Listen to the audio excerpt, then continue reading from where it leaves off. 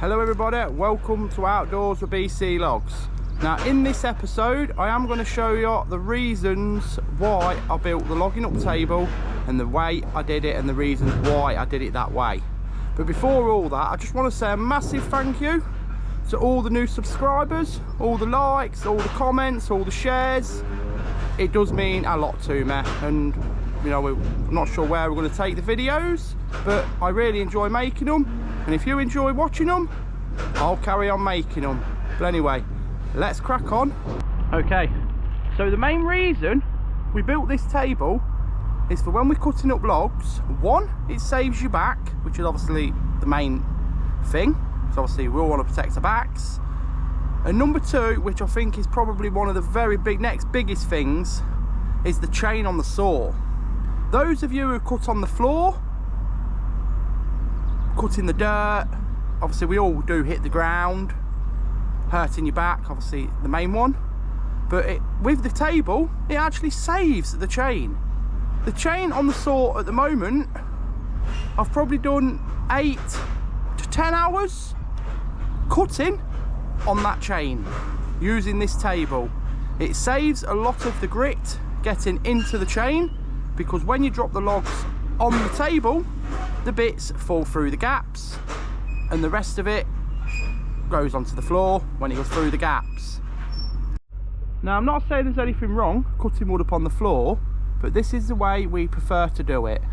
Cutting wood up on the floor, as I've already mentioned, it does damage the chain, and therefore you're probably sharpening the chain or touching the chain up every couple of tanks, where, like I say, I've got 8 to 10 hours of work, chainsaw work on the table, still on the same blade, and it's probably good for, who knows, it all depends on what you're hitting the log, if it's screws, nails, whatever. But at the moment the chain is still cutting as good as when I sharpened it. Kneel down, stiff, that's a bit better. Well, all the gaps have been set.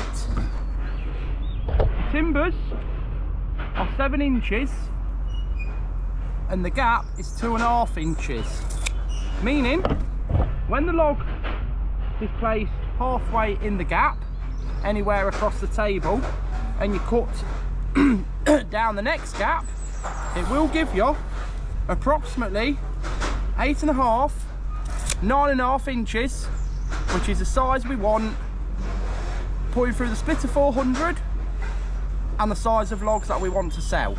It just gives a nice size, which all our customers are very happy with. Right, the table wide is 6 foot.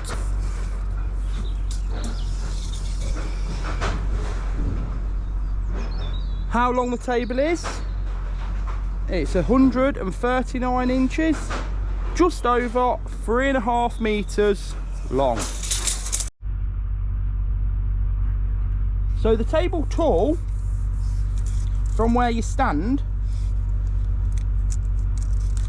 move some of that sawdust, is approximately 30 inches here. 30 inch, giving it a nice height to protect your back. Obviously if you're taller, you'd probably want to make a bit taller table. If you're shorter, you'd make a bit shorter table, but this is the kind of height I find works best for me and some of the staff who use the table. I now will quickly show you a couple of clips up here of us using the table and how it works. Now the rail on the bottom of the table is set here, just there, you can see it.